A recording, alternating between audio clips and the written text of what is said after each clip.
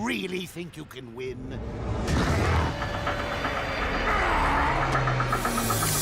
Oh, a little bat.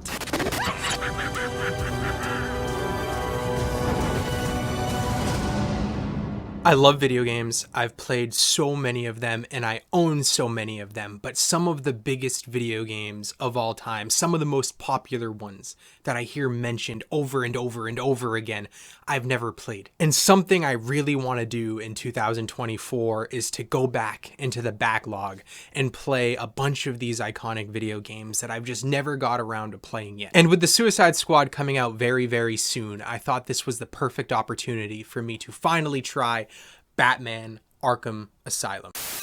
I don't know why I didn't feel the need to say this in my original recording, but I'm popping in now to let you know that on January 30th, I'm playing and I'm reviewing and giving you guys my first impressions on Suicide Squad Kill the Justice League. So if you end up enjoying this video, look forward to that one.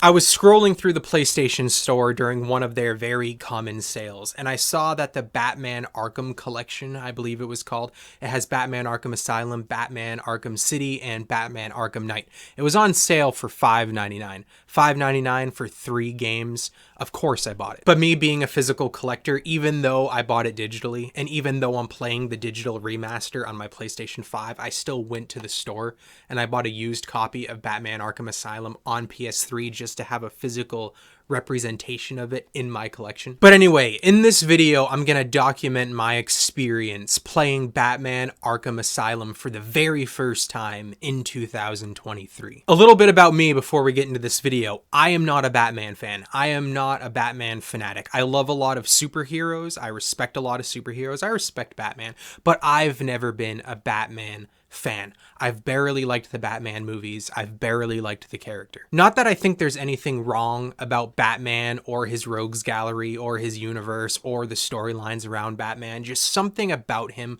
has never really clicked with me. In fact, the first version of Batman that I actually found myself falling in love with was Robert Pattinson's Batman and the newest Matt Reeves film, The Batman. I actually have an original poster of it on my wall over there. So I'm going into this game being a fan of video games, being a fan of games similar to this, but not being a huge Batman fan in general. And like I mentioned, I'm gonna document this experience. I'm actually gonna come back and I'm gonna record a new segment for this video every 5 hours of gameplay. So the first section is gonna be my first thoughts, my initial impressions after having played it for 5 hours. And then after that section of the video, I'm gonna come back and I'm gonna record again after playing for 5 more hours. And then I'm gonna keep doing that until I beat the game. So I'm gonna talk about the game. I'm going to show you some gameplay, but before I do that, you should consider subscribing. I talk about video games all the time on this page. It's arguably the thing I talk about on this page the most. I have a lot of day one first impressions reviews on this channel, and I'm going to make even more of them in 2024 going forward. And I have a lot of other just various gaming content on this channel. And also going into 2024, I want to talk a lot about games that are older, not just new releases. And this video is my first attempt at that. But I don't only talk about video games. I also review movies, I talk about TV shows, and I do trailer reactions. So consider subscribing if any of that seems interesting to you. But enough with this introduction. Fast forward to me 5 hours from now. So here I am. I just played Arkham Asylum for 5 hours, and in this section of the video, I want to share with you guys my initial pros and cons. My first pro was very obvious to me the second that the game began. The first 5 minutes in, I knew that I absolutely loved the setting of this video game on Arkham Island in Arkham Asylum. It's an amazing setting. I know the game is called Batman Arkham Asylum, but I don't know why. I wasn't expecting the game to take place entirely on Arkham Island. And so far, I just absolutely love exploring this island, exploring the outskirts of it, seeing how there's a war going on between inmates and the guards and the police. It's just a war zone. I love how you never really know which faction you're gonna run into when you enter a new building or turn the corner. Is it gonna be the inmates and you're gonna fight them? Or is it going to be guards and you can talk to them? And I actually love that you can talk to each individual guard on this island. Whenever I see one, I make it a point to go up to them and talk to them. And they actually have a lot to say. I've never heard a guard so far repeat the same line of dialogue as another guard. Each guard has a few different voice lines, and all of the voice lines add to the story of the game, add to the atmosphere, add to the setting, add to the plot. I really, really like that. We had to pull back out of the tunnel. There are guards still in there. We need to get back in there. I'll take care of this. Thanks. Let me know if you need backup. It's dangerous down there, Batman. We've got multiple Blackgators. We've got to hold the firearms. Probably from the guard armory.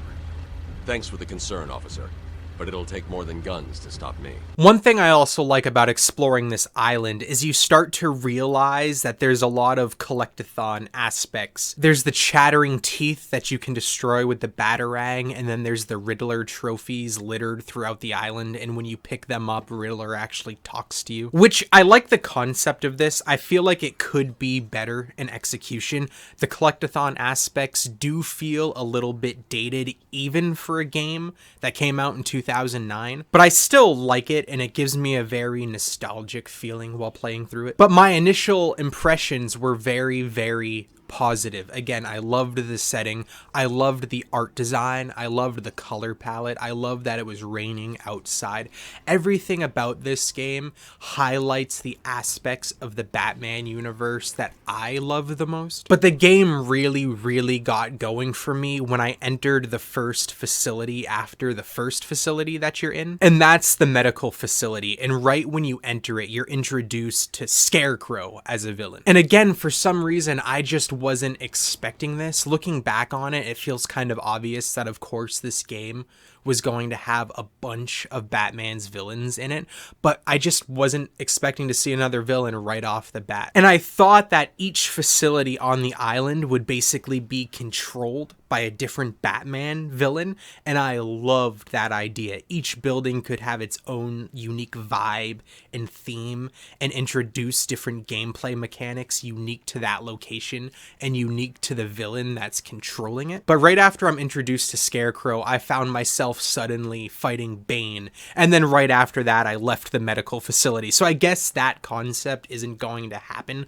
but that's not really a critique for me because I still like how it ended up playing out, and I'm sure I'll like what happens in the game as it progresses. But that doesn't mean that there were no surprises at all in the medical facility, because there was a section where the camera angle suddenly changes and suddenly you're trying to sneak around a giant scarecrow. The segment itself was simplistic, and I wish it was a bit more elaborate, but it still surprised me, and it excites me because it made me realize that this game has the ability to introduce new things to me and never makes things feel stale. So at the end of the day, when I left the medical facility, I still wish that the game design kind of hyper-focused on the concept of a villain controlling each different facility. And who knows, that might still be the case as I enter these different buildings, but so far it doesn't really seem like that's what they're gonna do.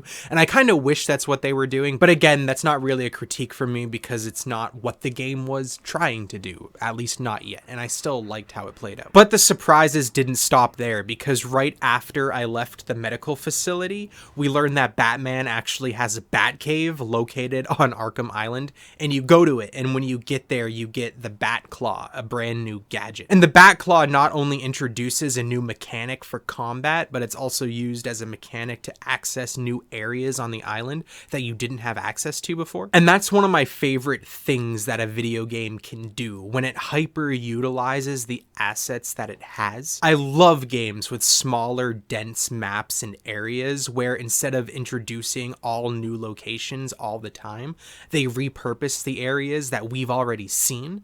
It adds a sense of scope and scale to an otherwise small game, and it forces me, at least, to take a closer look at all the things around me. Like when something's out of place, it makes me wonder, how is that going to be used in the future of this game? I'm not saying all my favorite games do that. I'm not saying every game should do that either. I just love that style of exploration for certain kinds of video games, and Arkham Asylum is perfect for that. And also, once you leave the Batcave, there are now enemy snipers around the island, which I also love that too. If you don't know this about me already, I'm a huge fan of the Resident Evil games, and I think they do it perfectly when it comes to introducing new enemy types in areas that you've already been to. And I love when other games do similar things. It's like a way of leveling up the difficulty without actually going into settings and changing the difficulty settings. But so far, that's where I am at the game. That's where I ended at the 5-hour mark. And so far, those are the biggest pros that I have. But now it's time to talk about the cons. So I said that as soon as I started this game, there were a lot of things that I immediately liked about it. But I'm not gonna lie to you. As soon as I started this game, there were a lot of things that I didn't like about it as well. And the first being that the movement in this game is clunky as hell. It's so annoying to me walking around as Batman. You either have to sprint around really, really fast, or you have to walk around really, really slowly. There doesn't seem to be a nice middle ground. And the way he moves is just so clunky. And I know a lot of the defense can be that this is a game from 2009, but I've played a lot of 2009 video games, and not a lot of them are nearly as clunky as this one. So I really don't think you can just chalk that up to the fact that it's a 2009 game. I have a feeling if I played this in 2009, I would have had the same exact critique.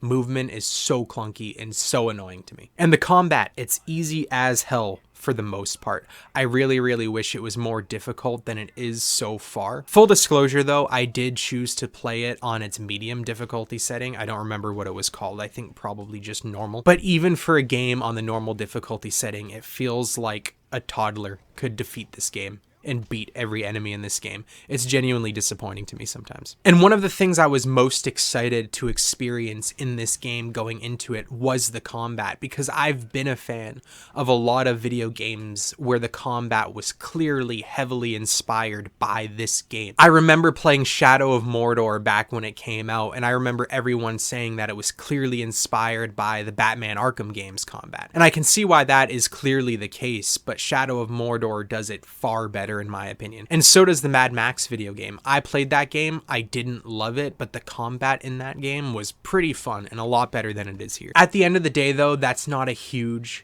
critique for me, that the combat is way too easy and leaves a lot to be desired, because it is very much a predecessor for what came after it. So I'm viewing this game as basically a test run for combat like this. And the combat does get more fun to do when you get farther in the game, like when you start using the Batarang and once you unlock the Batclaw. It doesn't get more difficult, but it gets more fun, at least. Another critique I have with this game so far is that certain things, certain objectives need to be done in a certain way unless you just fail the mission. And I'm kind of conflicted here because half of my brain does enjoy the mission structure and the level design. I like how it's more old school, but the other half of my brain wants to fully feel like I am the Caped Crusader. I wish I was more free to complete goals in creative and different ways. Like instead of being forced to put a bomb on this wall and put a bomb on that wall and not being seen and then clicking the detonator and then you complete the objective. I wish that I could do things that way, but I also wish that I could jump through the window and defeat all the enemies if I was quick enough. And another big critique I have with this game so far is that I don't love the story yet. I'm not fully invested in the story yet. I think it's cool, and I think it's a perfectly fine setup for a Batman video game. I like the general idea of Joker going to Arkham Asylum, being set free immediately, and now Arkham Asylum is basically his own playground and Batman is forced to go through all of these trials. That on paper is fantastic. That on paper has the potential to be a near perfect Batman vs. Joker storyline, but the actual way that it's playing out so far leaves a lot to be desired for me personally. But I will say at my 5-hour mark, they did introduce new plot lines that add more depth to the storyline so far and make me more intrigued in the storyline going forward. So I will say I'm not in love with the storyline so far, but I do see it getting better as the game progresses. And another critique that I have about this game so far, and I have a feeling I'm going to be crucified for this, and probably rightfully so, but that's that I'm not in love with any of the voice acting in this game. I'm popping in again from the future to let you know that everything that I'm saying about the voice acting here, my opinion changes. And I'm gonna acknowledge that later on in this video, so don't hang me.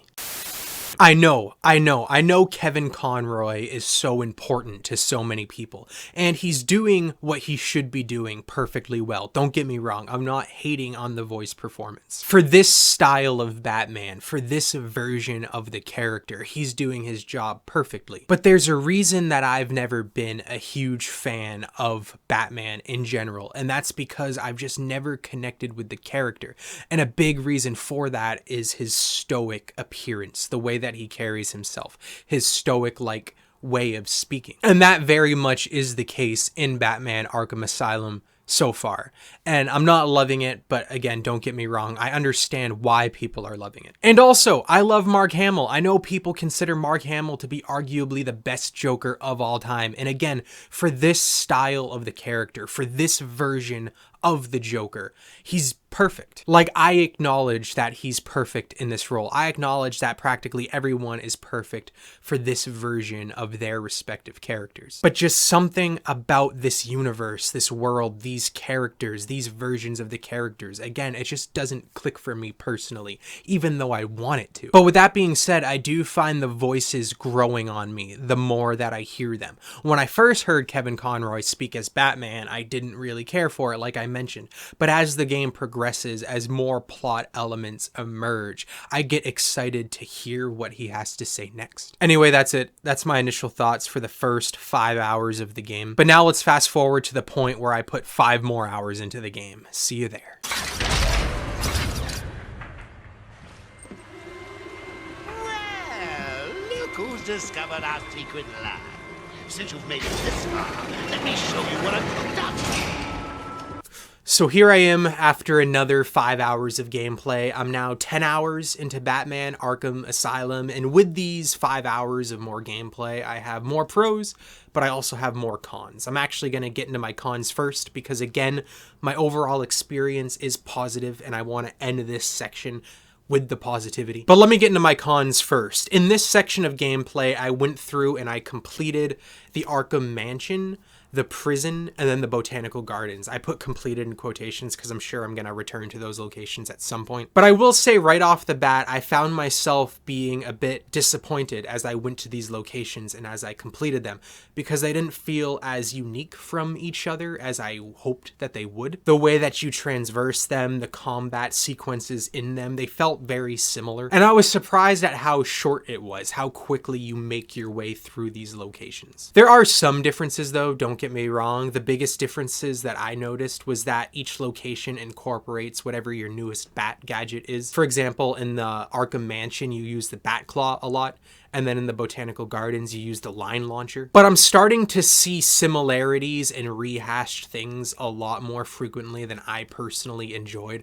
A lot of the same sort of gameplay, a lot of the same sort of sequences. For example, when you finish up in the Arkham Mansion, it even ends with another similar yet slightly different section of Scarecrow gameplay. You end up in another one of his weird dream sequences. And then when you leave the prison, there's suddenly lunatics all over the map, kind of like how before there were snipers all over the map. Needless to say, I started to feel a bit worried, a bit disappointed that the game had shown me everything that it had to show me very early on, and now is kind of rehashing the same things over and over. I don't want to say the same things because obviously lunatics are different than snipers, and the Scarecrow sequence was different, but it felt like just slightly altered versions of things that I had already seen. And the way that they dish out these new things was similar to how they dished out new things before it. It just kind of felt like I was going in a circle gameplay-wise. And I genuinely started to think that the more that I played through Arkham Asylum, the less that I was going to like it. Like with each new hour of gameplay,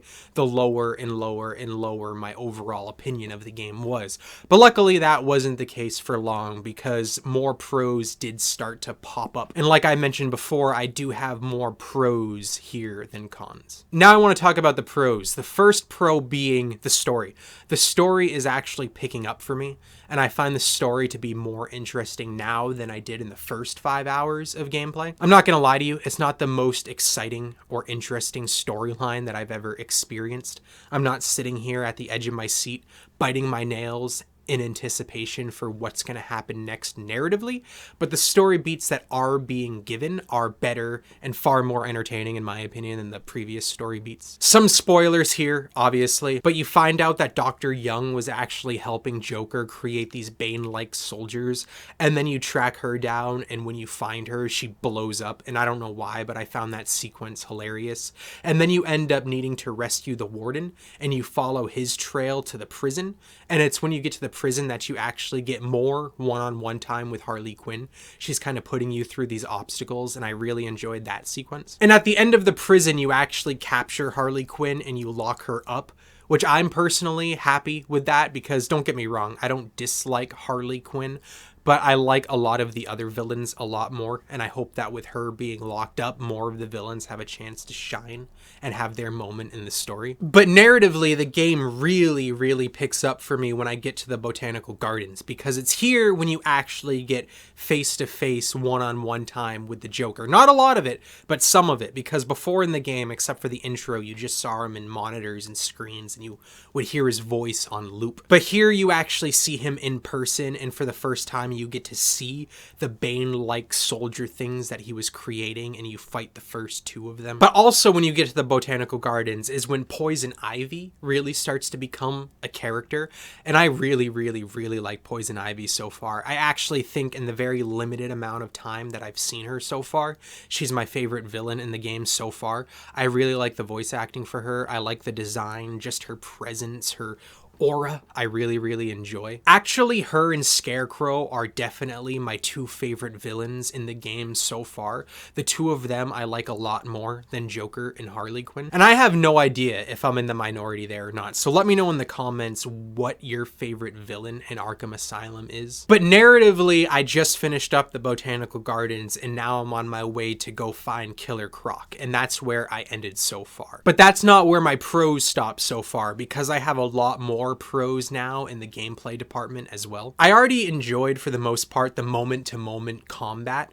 but it gets a lot better the farther you get in the game, especially when you unlock more gadgets and more abilities. But more importantly, the actual combat sections and the level design around those combat sections really, really picks up, which I really appreciate because I thought that was a part of the game that was really lacking so far. There's a section of combat in the prison where you're fighting a whole huge group of prisoners, and there's 3 different platforms. And as you're fighting those prisoners, Harley Quinn is up in the booth, and she takes turns electrifying each of the platforms. So while you're fighting the prisoners, you need to jump from platform to platform so you don't get electrocuted. Again, I'm not gonna lie to you, it's not even close to the most exciting combat I've experienced in a game, but I really, really appreciate that the combat and the sections and the level design is getting better as the game progresses. Stealth also, the stealth sections in this section of the game that I played are very, very difficult. I'm also playing Elden Ring right now, and I'm not gonna lie to you, I'm dying more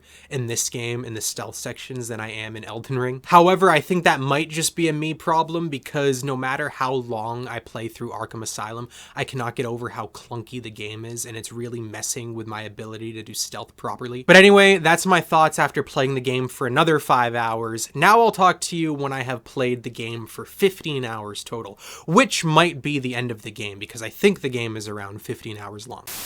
It's now 4 hours of gameplay later. According to my PS5, it took me 14 hours to beat Batman Arkham Asylum. And now I'm going to talk about my thoughts on the final section of the game. And then after that, I'm going to give you guys my overall thoughts of the game as a whole. I'll say this right off. I was already enjoying this game for the most part, as I'm sure you could have figured from this video so far. But the last couple hours of this game really elevated the entire experience for me. I really enjoyed these last few hours. So you leave the Botanical Gardens after dealing with Poison Ivy, and you realize that her plants have invaded and infected the entirety of Arkham Island, and they risk reaching Gotham City. And this was by far my favorite change to the island so far. The island essentially changes with each new act of the game, like first with the snipers and then with the lunatics and stuff like that. But this change was the biggest aesthetic change, and I loved it. I have no idea why, but the imagery of the plants colliding with the visual style of the island, which I already loved, really did something for me. You see her giant giant vines all over the place. They've essentially grown into every single building that you are already in. There's these little pods everywhere that shoot poison at you. But anyway, after you leave the botanical gardens, the last chunk of the game is essentially you going one-on-one with each of the main villains one at a time. And this was the part of the game that I was hoping would happen and that I was really looking forward to. First, it's Scarecrow again, and another Scarecrow section, but this last one really stands out from the others. There's better combat sections within it, and when it's over, you actually see Scarecrow in person outside of his weird manipulation dream-like sequences. It honestly reminded me of the Nightmare on Elm Street series when you would like pull Freddy outside of his dream world and suddenly he was in the real world in front of you and you realized he wasn't that scary at all. But I really like this section because again, I really like Scarecrow as a villain. He's definitely one of my two favorite villains in this game. Never reach your precious venom roots. Don't do it, Crane.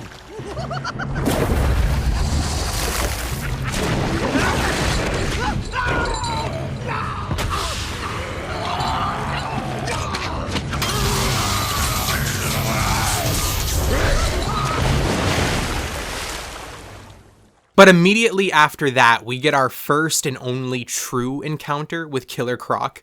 And my god, this section of the game was so goofy and so dumb, but I still really liked it. You're walking through these floating platforms and Killer Croc keeps charging at you and you just throw a batarang at him over and over and over and over again. It's hilariously dumb as hell, but I still liked this section a lot because it was unique and different, and it really stood out from other sections of the game that I feel like kind of blend together in my mind after a while. I know I keep calling this section dumb, but I mean it in a charmingly dumb kind of way, because it's sections like this that I'm gonna remember the most when I look back on my time spent playing this game. Like, all of the combat melee sections are gonna blend together after a while. All of the stealth sections are gonna blend together in my mind after a while, but it's sections like this that I'm gonna remember fondly, and it's gonna encourage me to revisit this game in the future.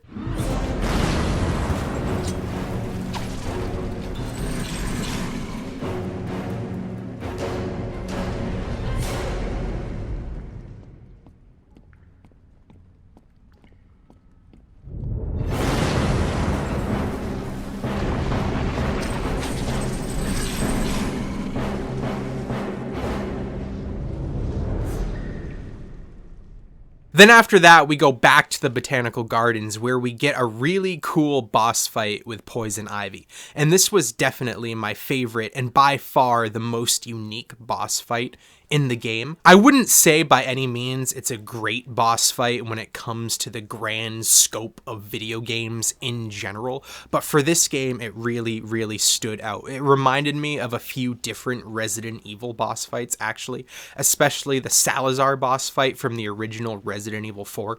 Not sure if you ever played that game, but this boss fight was very reminiscent of that. But this section of the game and that boss fight was the final bow on the package that is Poison Ivy in this game, and I can now say definitively, I know I already said it before, but she's my favorite villain in the game, and I hope she gets a lot of time to shine in the sequels. Surprise! Everyone always said I should be in television. You don't want to miss this, really. It'll be a blast. 10, 9, 8, 7, 6, 5, 4, 3, 2, 1. And then after that, we get our final showdown with the Joker. And first I'll say what I liked about this. The narrative of these encounters with the Joker at the very end and the combat segments leading up to the final battle were all great. But the actual final boss fight with the Joker left a lot to be desired. It was a really disappointing boss fight for me. Him turning into a giant beast just felt unnecessary to me. I don't really know the point in them doing that, especially since we barely fight him himself. And the final boss fight was so easy. It took me one attempt. I did not die once. Every other boss fight in the game was significantly more difficult for me. But again, everything around this final showdown with the Joker was great. Again, the narrative around it, the visuals, the cutscenes, just the tone of the grand finale was great. I just wish the boss fight itself was far, far better. Roaring hands in Gotham. Batman is left. Hey! Get off!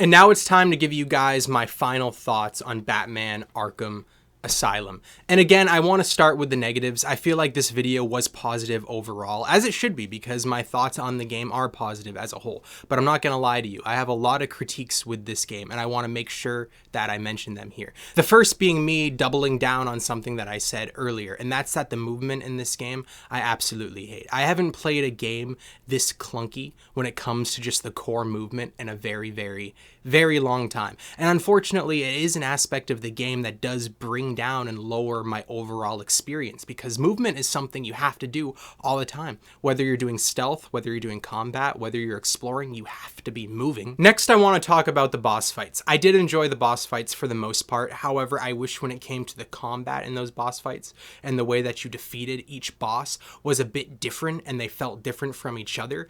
Bane fights and you defeat Bane the exact same way that you fight and defeat the Titan-infused henchmen. Even Killer Croc and Poison Ivy, it all comes down to timing Batarang throws to defeat them. And that was a bit disappointing to me. I just wish there was a bit more creativity and a bit more different mechanics when it came to each of the boss fights. My next negative with the game is more of a personal preference, and that's the stealth sections of this game. I enjoyed them in the moment, but it's by no means my favorite stealth in a game ever. In fact, as the game progressed and the more and more that I played it, I was kind of dreading the next stealth section, if I'm being completely honest with you. I'm not going to hate on it. I'm not going to say stealth was implemented poorly in this game. I just see how it can be improved on a lot, and I really hope it is in the sequels. And earlier, I know that I said I was really enjoying the moment-to-moment combat, the hand-to-hand combat in this game, and I wasn't lying then, but this sort of combat in a video game still isn't my preferred way to fight villains in a video game. And now that it's been a few hours since I've beaten the game and I'm looking back on it, yeah, it's fun in the moment, but it's not the sort of combat that I'm gonna ever crave to do again. However, I do acknowledge that this is a very early version of this sort of combat that was implemented in a lot of games that came after it, like Mad Max. But even in Mad Max, I didn't love the combat there. So for me to go back and play a very early version of a game like that, it was really rough for me. But now I'm gonna get into my positives, and my first positive is me sort of changing my mind on something that I said earlier, and that's the voice acting. And again, earlier I was in no way hating on that voice acting. I was just saying I'm not a huge fan of these characters and these sort of versions of these characters, and that's still true for me. I'm still not a huge fan of Batman and the Joker in general, but I did really find myself falling in love with the voice acting for pretty much every character in this game. I don't think I'm ever going to be able to see a comic book image of the Joker and not hear Mark Hamill's voice in my mind, and 100% the same thing can be said for Kevin Conroy. I found myself really appreciating his portrayal of the Dark Knight. His voice was like a soothing, weighted blanket that was carrying me through the madhouse of this narrative. And again, I don't love the combat of this game, but the second biggest aspect of this gameplay I really loved, and that's just using all the gadgets that you acquire. This game does a fantastic job of making you feel like you are the Dark Knight, kind of like the Insomniac games make you feel like you're Spider-Man. This game definitely makes you feel like you are Batman. However, I wish that the implementation of all of the gadgets happened a bit differently, happened a bit sooner. By the time that I truly felt like I was fully Batman, it was really close to the game's end. So I hope in the sequels, the pacing in that regard is a bit better, and I feel like a fully fledged Dark Knight a bit sooner. But my absolute biggest praise with this game is the potential that this game has, the framework that it has laid out, the foundation that it has built. Chances are I'm never gonna say that I loved this game, because as of right now, I don't love Batman Arkham Asylum, but I can 100% acknowledge that all the ingredients are here.